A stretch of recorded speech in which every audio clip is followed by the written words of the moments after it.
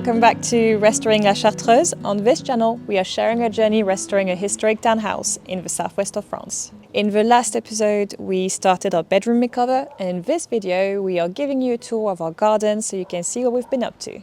So welcome to the front garden, which is one of the two small gardens that we have here at the house. Actually at the Chartreuse, we are pretty lucky to have a garden wrapping almost all the way around the house, which is pretty rare for houses this size and especially so close to the Bordeaux city centre. The back garden that we'll show you a bit later in the video gets a lot more sun because it's south facing. This garden is north facing, so it's a lot shadier. Despite the fact that it's a bit shadier, this garden was one of the reasons we fell in love with the house. We really saw the potential from the beginning. So no one had lived in this house for a long time, so this garden was completely overgrown. And so at the time of the sale, the prior owner's family decided to clear everything out, which left us basically with a field full of tree stumps and weeds. So the first year, we were focused on leveling the grounds because the water was draining towards the house, so we needed to fix that, and also removing all the stumps, and there were quite a few, and that was quite a lot of hard work. And so the second year, now, this is when we were finally able to add a bit of structure and actually do some real gardening. So this garden faces onto the street and is separated by a lovely cast iron gate. Like everything else in this house when we bought it, the gate was in a terrible state. It was super rusty, paint was spilling everywhere. So we tried very early on to restore it. We actually have a full video on this on our channel if you want to see it. That was a lot of work. We had to strip all the paint, clean the gate. There's loads of very intricate details. So that took loads of different tools to actually get into the nook and crannies and get everything out. We then applied a solid anti-rust product to make sure that the gate can last a few more years, and then we applied this black paint, and that probably took about 3 days of solid painting to get the details properly done and everything. But despite all this work, I think we both agree that it was completely worth the effort. It looks really good, it looks a lot cleaner, and it's just such a beautiful piece of work that it would have been such a shame to let it degrade even more. And we're so happy to see this every day when we enter the garden. So we only have this beautiful gate at the front of the garden, and unfortunately we were not so happy with the side wall on the garden, and I'll show you why. So on this side we had this quite ugly wall that was too low as well, so people kept climbing into the garden. So we wanted to fix that. We got a few quotes to get something very similar to the front wall with a fence, and unfortunately that was way too expensive for now. We came up with this temporary solution, which is this Hazel fencing, and to be fair, I actually really like how it looks now, and we're growing a few things on this to get a bit greener for next year. So we've got jasmine here and honeysuckle over there, and so that worked really well. And what I really love about this fence is that at the back of this, Hugo actually built some beds. And so I was able to add some nasturtiums and other climbing plants, which are overflowing on the other side of the wall to hide the ugly bit as well. And it's working super well. And the neighbors really like it. So I think it's a success. So now that we talked about the boundaries of the garden, let's dive into the structure that we want to give to this space. So when you first arrive into this garden, obviously the first thing you'll see is this area in the middle that leads to the front door. And so there is a very clear symmetry, which is also mirrored on the facade of the house. So we really wanted to keep this symmetry as we designed the garden and center each side around these two trees that are left standing. We're super lucky to have this really beautiful magnolia tree on this side, and that blossoms in February and March, and it's really beautiful big pink blossoms. And then we have this one, this is an Indian lilac tree on the other side, and that blossoms a bit later. So we have blooms throughout the year, which is really amazing. So to enhance that symmetry, we decided to build this yew hedge on the side and keep it quite low and trim into a box shape. And to also delineate the paths, we added these metal edges on each side. For the paths right now, we have a bit of a temporary solution, so we're using this wood mulch to just cover the soil. In the future, we want to rework these paths and have gravel. So within each section of the garden, we want to create a bit of contrast between the structure of the yew hedges and the planting. So we're going to try to plant some very tall grasses and perennial to add a bit more of a wilder side to the garden, which will be contained still by the hedges. And also here in the shady area, I just wanted to give a big thank you to everyone who suggested some plants in the previous video where we asked for help. So following your recommendations, we planted lots of hostas asters and hydrangeas and astilbes and ferns, and they did very well. And so actually today, this is my favorite section of the garden. So thank you so much for your help. On this side, we want to do the same thing. So creating the contrast between the structure of the hedges and then some wilder planting scheme inside. But as you can see here, there is not as many plants today. It's not looking too good. It was a bit of a victim of a very hot French summer, so this section gets a bit more sun than the other one. And so I didn't plan for it accordingly, and everything kind of died in August. The only thing that's doing pretty well, the dahlias. So for this section, I'm starting a bit from scratch. My plan here is to pack the space with lots of drought-tolerant plants. So if you do have some favorites or some recommendations, please leave them in the comments because it was super helpful last time. And a final word for our lovely entrance steps. I know many of you have asked us if we are planning to power wash them. So I'm very happy to say we have started the process of cleaning them. We did power wash them, and then we spent a lovely weekend brushing them with like a wire brush to remove all the moss. As you can see though, it's not completely finished. We are on the hunt for a product that will help us remove these black stains on the stone.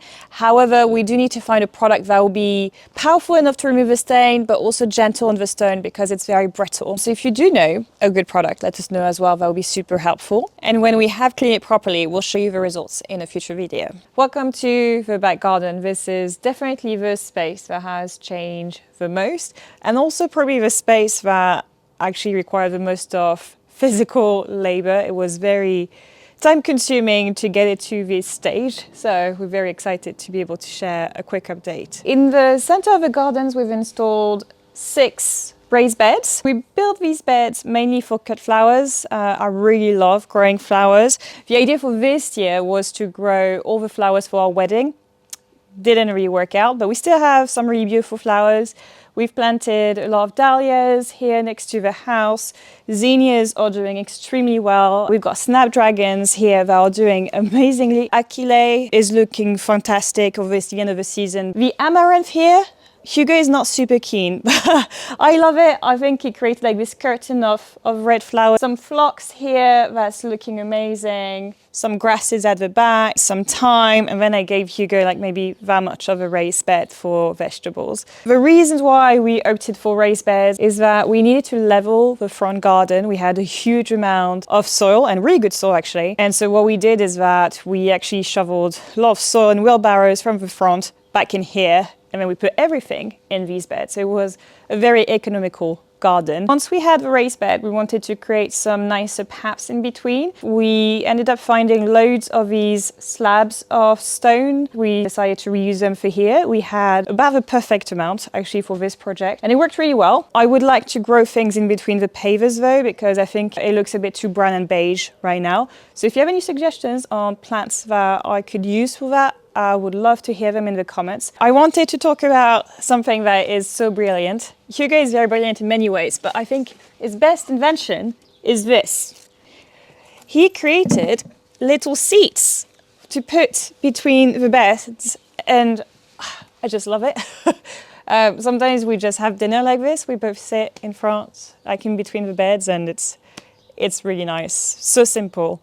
As you can see around the beds, there's still no grass, but it's a work in progress. So we've done a lot of work in leveling and also removing all the rocks. Like my mum has been a massive help actually in doing this. So I'm going to be sowing a mix of lawn and microclover to hopefully have something that doesn't need a lot of water during the summer, and hopefully will survive the French heat in July and August. Let's talk about the facade. When we got the keys, it was in a terrible state. There were 2 big outbuildings that were not original to the house, that were added probably in the 50s or the 60s. They were crumbling down, full of asbestos, so they really had to go. This was actually a really big job, definitely extra physical. The downside of this, and I think people don't really think about, is that when you do demolition, you create so much rubble, so much mess. So this garden, for probably like the first 10 months we had the keys, were just full of rubble, like a complete war zone. So once the buildings were taken down,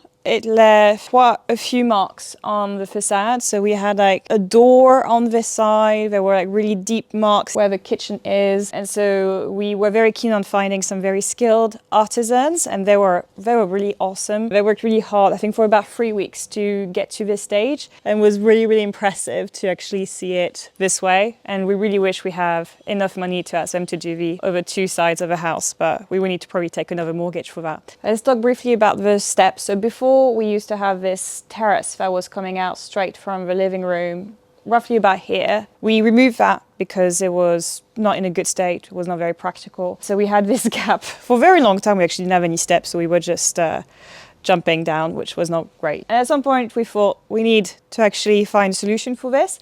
Our plan was to get some steps in stone, the same stone as the house. We did get a quote. It turns out it's really expensive for obvious reason to get this done. So we decided not to do that for now. We'll have to be patient. We have to do lots of things inside. So for now, we're using these, and to be honest, they're just fine. I like how they tie in with the beds, and they were super cheap if you don't count Hugo's labors. So this is the most recent area we've done. Obviously, the main focus point is the new wall behind me. So we actually worked with some builders to do this, and we really like it. It was definitely needed. The wall behind here was cracked in many ways. It had this not super well done rendering, and so that was like a really good solution.